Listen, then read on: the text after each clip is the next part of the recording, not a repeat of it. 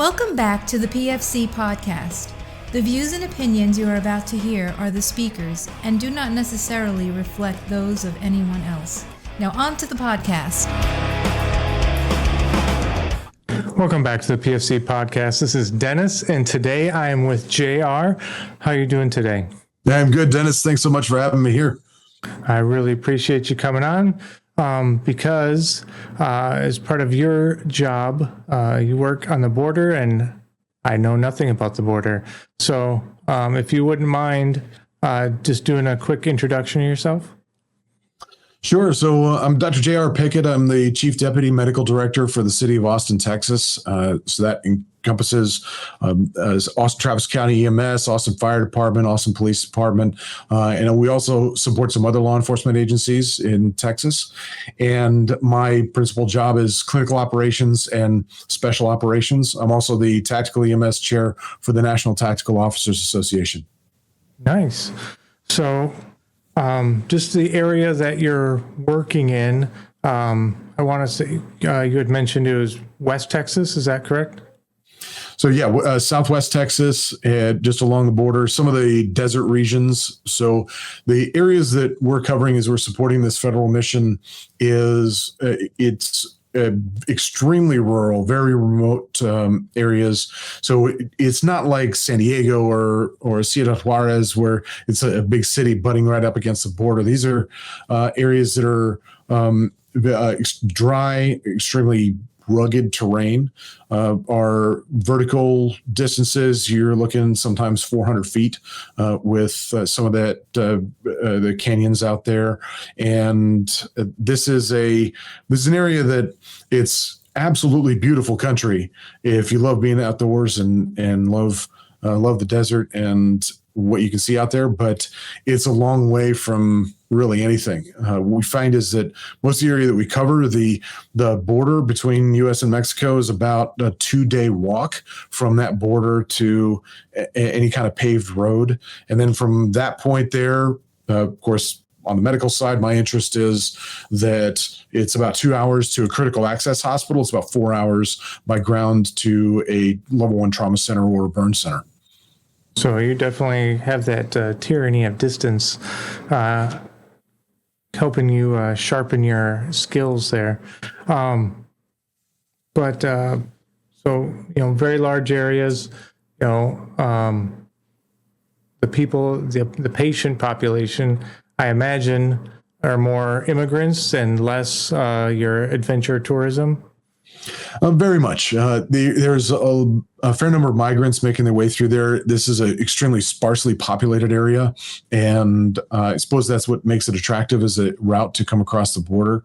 But we're also helping anybody along the way. There's car accidents that happen along those roads there. There's ranchers that live out there, and we've certainly taken care of folks who are residents of that area, and in addition to the migrants that we see coming across the border. So, I imagine such a dry area. Imagine dehydration, that's and heat injury. That's probably super common. But what are the real common injuries or illnesses that your guys are having to deal with? Yeah, you're absolutely right. The heat-related illness and heat injuries are common. Now, the folks who work that area, the agents who work in that terrain, they're well acclimatized. They know how to take care of themselves. They know how to hydrate really well, and their bodies are pretty used to it. The summertime, the daytime temperatures, 108, 109, 110, and then you get down into those canyons, it's about 120. So the heat's pretty big. Now, a lot of the folks who are making their way across the border, they're carrying their clothes on them. So they'll be in like 3 layers of clothing because that's the most efficient way for them to carry those belongings. And so heat illness is big. You've got to be pretty physically fit making that trek. And unfortunately, if anything happens to you, if you fall down into a ravine or off a cliff or injure an ankle or you're just not keeping up, then you'll get left behind. And you may be there for a couple of days before anybody can find you. And so that dehydration is a big one. There's a lot of, everything there is pointy, right? I've been stuck and cut by everything that's out there, from from the saber grass and the prickly pear, and these hitchhikers and all the stuff that you get, the tarantulas, scorpions, snakes. Fortunately, I haven't been bitten by any of those, but we do have a fair number of venomous snakes out there, rattlesnakes and related catalids there, and but surprisingly not seeing a whole lot of snake bites out there. It's I think it demonstrates that snakes really just want to be left alone. So, you leave them alone, they leave you alone. It's all good. And we see the typical, like, anybody outdoors walking for a long period. So a lot of blisters. These folks will literally walk the bottom of their feet off and have some feet that are just not at all walkable after that happens. We also get some mass casualties. So we have load vehicles that travel those highways there, and when you've got a vehicle and folks who are moving migrants, they'll pull the seats out and jam them full of people. Well, if they get involved in a pursuit, if they get recognized and then they take off down the road, we can get some mass casualty incidents as a result of that as well. The falls are a thing, and sometimes they're pretty significant. We had an incident where a load vehicle somebody rolled up on them and they bailed out of the vehicle and just went over the side of the bridge. And most of the bridges are just over little culverts, not very high. This one, unbeknownst to them, was like 60 feet drop, and so they just went one right over another over the side of this bridge, not realizing that it wasn't just 4 feet down, and ended up with some casualties that way as well. Yeah, and I mean, so when you talk about load vehicles, those are the coyotes that are transporting people around?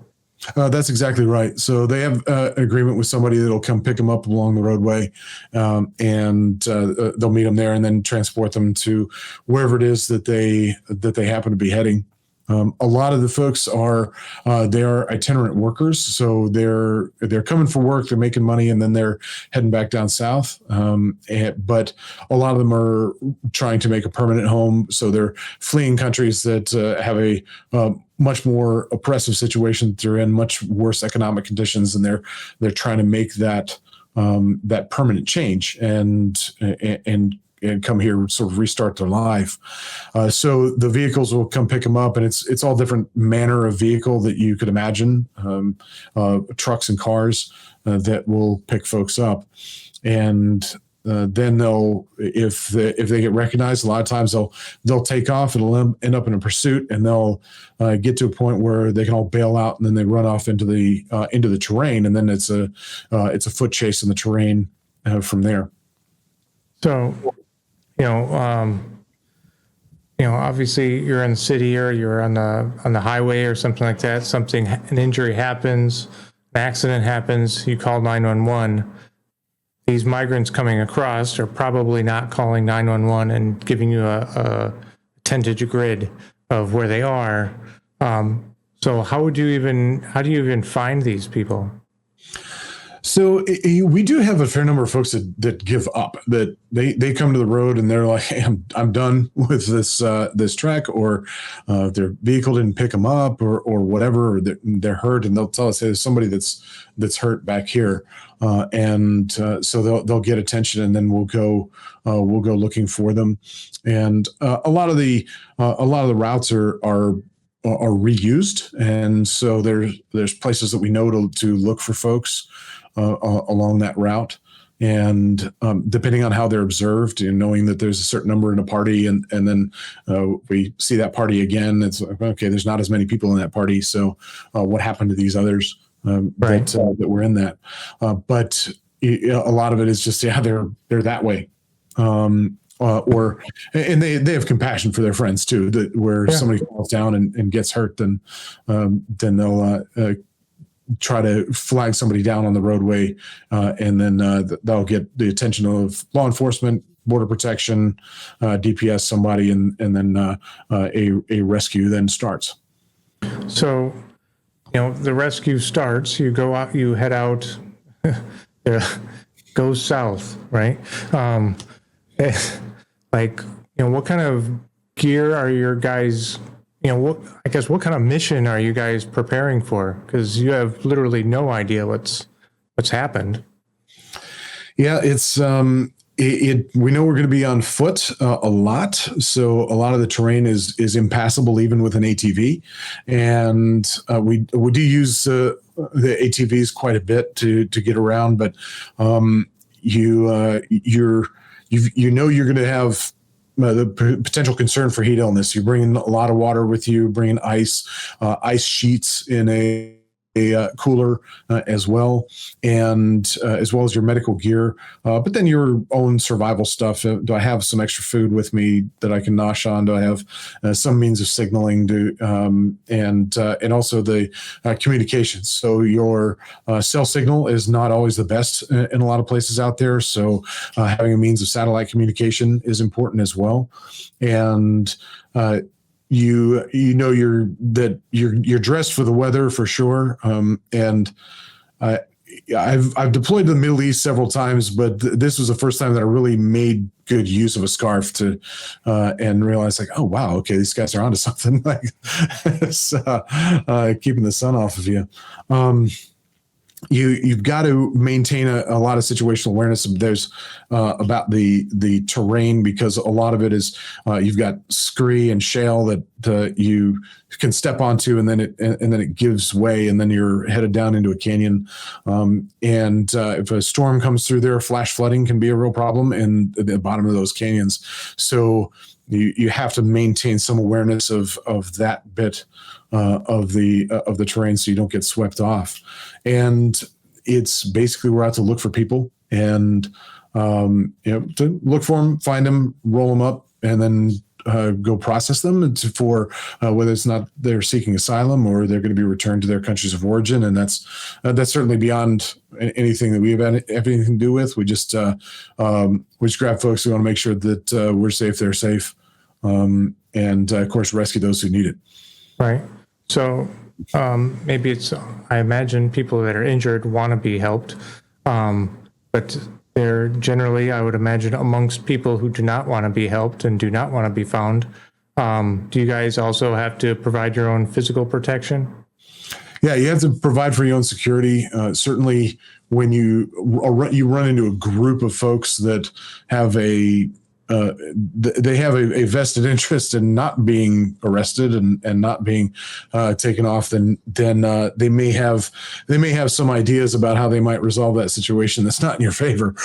So yeah, you have to provide for your own security, and given the distances that you're traversing, it's not like you can do sort of bounding movements like you would in a urban or suburban SWAT team. It's but you have to have something on you. Like, you have to be prepared for that fight in case it comes to you. And then also be prepared for the fact that you may not be able to get out of that situation for a period of time. And we've already talked about some of these distances that we're looking at, and that's even if you can get out of that situation. So if you're at the bottom of a canyon and now we have to do a hoist operation and get a hoist capable aircraft, or we have to get additional personnel to hump somebody out of there and do so on foot, then you may be looking at hours of care for that patient before you're even moving towards definitive care. So designing your medical kit with that in mind, obviously hydration is an important thing, but you also have to remember the limits of that you have. Like, each liter is 2.2 pounds. So then that adds up quick if you're going to carry a whole lot of fluid. So echelon staging of your medical equipment becomes so important in that setting. So if you're off on foot and you're wandering through those canyons, like, I'm going to have a bit of what I carry on my back. Maybe that's just an IFAC because of got satellite phone and radio and everything else. But then, and the ATV, you've got certain equipment, and then from the drop-off point, you've got certain equipment, and even then creating kicker bundles for resupply so that the medic who encounters somebody and has to care for a seriously injured casualty doesn't have to push all the way back, which could be a couple of hours to go back and then come back out. So they don't have to do that. You can resupply on site if somebody can bring a kicker bundle of equipment to restock that trauma kit so they can push forward with that mission.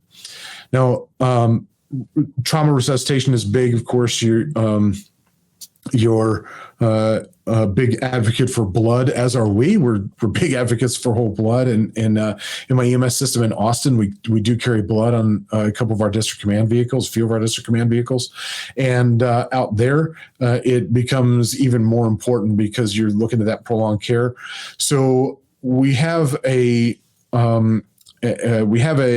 walking blood donor program. So tested the guys, figured out who our low titer type O donors are. So we've identified them. We also carry cold stored blood, either that we've pulled off of a teammate or that we have bought from a blood bank. And we'll carry that with us. Now, you can't really hump the APRU refrigerator along with you, like all the way down in the canyons all the time. That's not terribly practical, but staging that at a vehicle drop point where it's easily accessible and somebody can bring it out to you can potentially be a lifesaver. And then, of course, pulling blood off of a teammate to resuscitate somebody with as well. In some of the areas, like in the county we're operating in, one of the counties we're operating in, our unit of blood is the only blood in the entire county. So there's no hospital blood bank. There's nothing. So that resource becomes so much more important. Yeah, absolutely. So how long have you been doing the walking blood bank?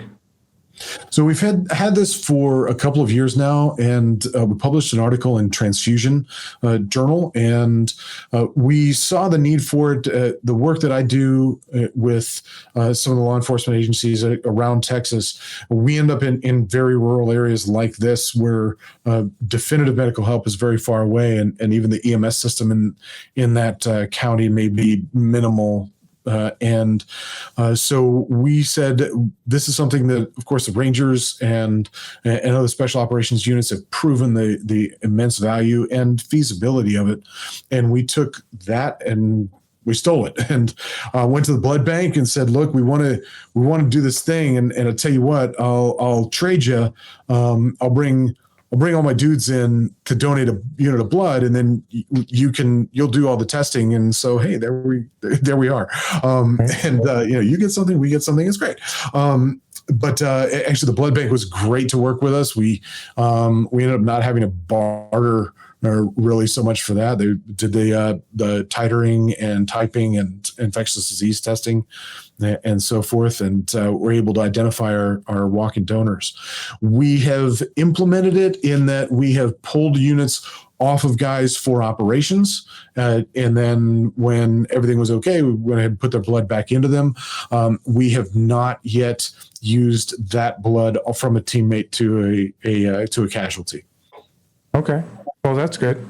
Yeah, we want to keep it that way, right? Yeah, we want to keep it that way. So, at least here in North Carolina, EMS, they're staged around the city waiting for something to happen, right? But this, what you're describing, sounds like a complex type operation. You gather your information and then you're setting up a mission brief and you're launching, or are you guys kind of set up similar? Like, hey, Frank, you're closest. You get to take the walk and we'll come follow in behind you and support. It varies by day, but usually we have an idea of the area that we're going to cover, and it's based on what what information comes in as to if a group was seen at a certain point crossing, and like, all right, we know that we're going to go in that general area, but we've got a great deal of latitude in going to areas that people are commonly found, and but in that we've got a pretty robust PACE plan as far as medical help, and we know where the medics are with various elements and what their capabilities are, whether they're BLS or ALS capable, and then the communications PACE plan's got to be robust. We have to know what's our air services, and covered by multiple air services, but frequently air routes are not available to us just due to high winds, and so then we're left with ground. And knowing the resources that are available in that area, when would we use a vehicle of opportunity, for example, for transporting a casualty? So use just a police vehicle or something that happens to be available to us there. And how to move somebody, like the soft litter to the hard litter to Stokes basket, having those different options available to you for that terrain becomes so important. Yeah. And, especially you're talking, canyoneering, which technical type rescues, which are monsters unto themselves. And then you have the medical aspect of getting the patient healthy enough to do the evacuate or the extrication, and then transporting through multiple different types of vehicles over rugged terrain. Like, how do you guys practice for this? Or do you just by the nature of being a paramedic, are you prepared now? Well, the key there is planning, and going through your PACE plan and briefing that, and having a solid, testing your equipment, obviously, but having a solid, if this, then this, and let's move down that plan. Doing casualty drills is essential, I think, really to any service, any element, of course. Can't say that we get to do it as much as I'd like us to be able to do it. But even just taking the walk out there, when you're hiking for several hours and you're through that terrain, you're looking around, doing that mental exercise of, hey, if I found somebody here, what would I do? What would be my best way to get them from here to there? And thinking through those mental problems, and that there's long hours just walking through those trails and turning over rocks and looking for signs that people have been through there recently, and that so that's another mental exercise to make the time go by as you do it. Yeah, and I can never, I guess, preach, training enough. I think, and I imagine paramedics are no different than, military medics. We love talking way up here. We love talking about resuscitation and, calcium and how fast you should push it and how you should do it and all those little things. And ROBOA, like, that's like hours and hours of discussion right there. But, if you ask somebody, when was the last time you gave somebody an IV? What was the gauge of it? You're talking, well, that was, a week ago or a month ago or 6 months ago or things like that. So nobody's too good to train the basics and be excellent at the basics. Well, it becomes a particular problem with us, which of course you see in soft units as well, is the vast majority of people on this mission are not dedicated medics. Their primary mission is law enforcement, and their primary job is law enforcement. And it's easy for me. I'm a full-time EMS physician. I'm in the field all the time doing care. But for a lot of these agents and officers, they care for patients very infrequently, and that skills practice is important. But what I love about them is that they're always looking for that opportunity to learn some more, and they're looking for an opportunity to practice, to just talk through cases and play that what if game. It's a great mental exercise. But how do you maintain all of the skills at the same time? We see this, of course, in SF or Rangers or anyone. Like, how do you be a good breacher and a good team leader and a good rescue tech and a good medic? All these things at the same time. And I think so, especially if your primary mission is not medical, then you sort of like, oh, okay, well, I mean, I know it. I started an IV on somebody once, right? Right. So then finding those opportunities, very rarely, like on a team of high-speed guys that are out all day, you say, hey, mind if I put an IV in you and run some fluid in? Like, yeah, sure, go for it, Doc. Great. They'll let you do it. But also like not being beholden to all that advanced life support, knowing like we see somebody who's down, we're like, oh yeah, we want to start an IV, we want to run fluid into them who's dry, but how can I manage them with oral hydration and manage their symptoms with oral medication or intramuscular medication, and their stomach works just fine. So that can give me some additional options when the IV is not an option, whether because my equipment's too far away or because we're out of it or because I'm just terrible at IVs and can't get the stick on this very dry person. Yeah. So to me, what you've described so far sounds awesome. I'm just getting out of the military, or I'm just really tired of what I've been doing. I want to go where you are.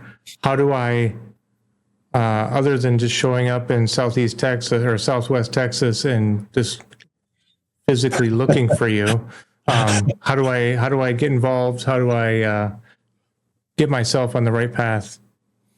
Well, you're lucky in that Texas is a great state to be a medic in because we have true delegated practice, and our medics, we can sign off on them doing a lot of stuff that you can't do in a lot of other states, which is fantastic. Of course, I'm going to put in a plug for Austin Travis County EMS. That is a great progressive system to apply to if you want to come work and do some high-speed medicine. And that's emsrecruiting.org is our recruiting website.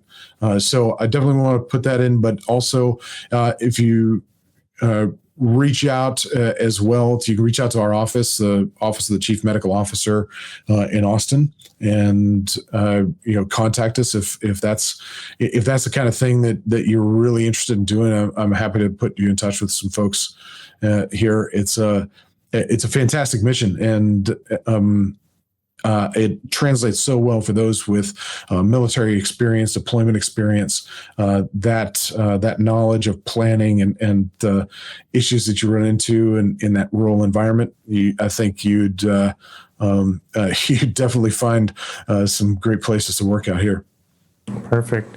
So you also have a YouTube channel.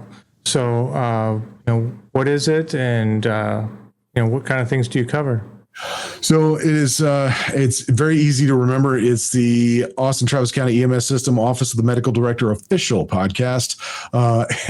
So I know it's a mouthful.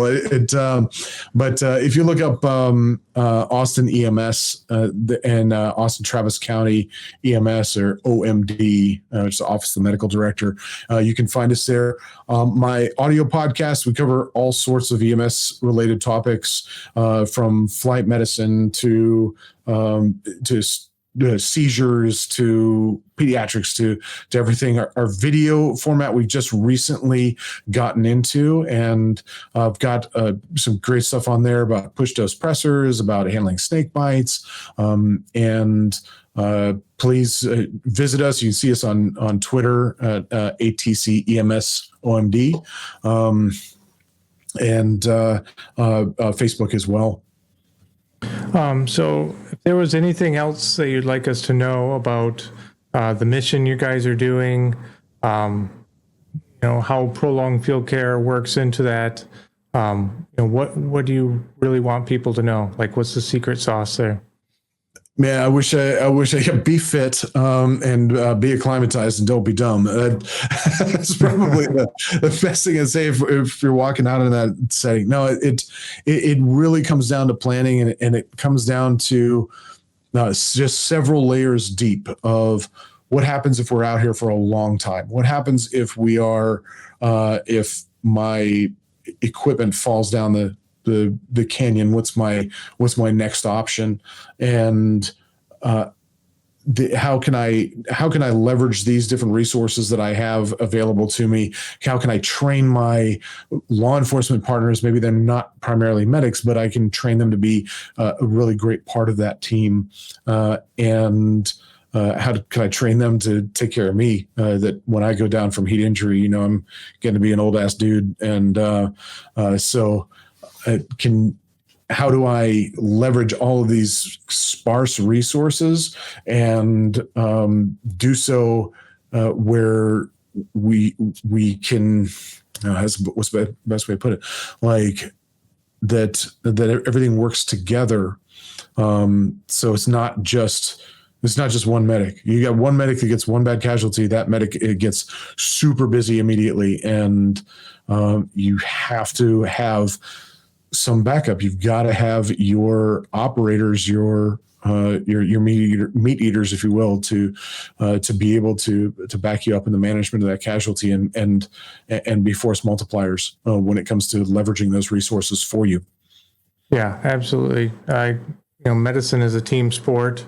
And I think, it doesn't have to be, medic, MD, and higher are the only people that get to play.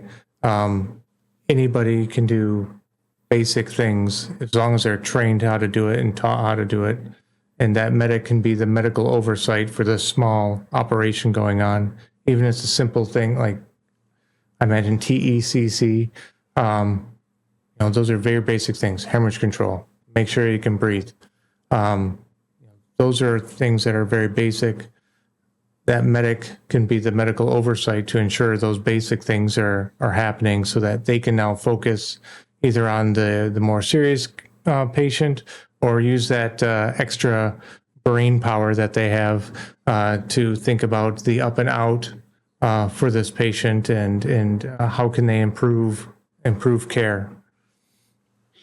Well, most of the patients that we see are cared for by basic level providers, and these are officers and agents that maybe they're what we call an ECA. It's like a first responder, and maybe they're lucky if they're an EMT. And I think in busy urban 911 systems, the paramedic is king, and you always think about ALS. But in this environment, BLS, just really good BLS and understanding a lot about protecting people from further injury and being really good at splinting and at extraction and all of that is really it becomes a much greater force multiplier and important element than maybe in the urban 911 systems that folks are used to. Yeah, absolutely. Well, thank you, JR. I really appreciate you coming on. Thanks so much for having me out here. I love your show, love your podcast, and it's an honor to be here. Thank you. Yep. That's it for today's podcast. Make sure to go to our website, www.prolongedfieldcare.org. Check out our free downloads and a ton of other helpful information. Grab a bag of our fresh roasted PFC coffee, links in the description below, and stay on the bleeding edge of combat and austere medicine. This is Dennis for the PFC Podcast, out.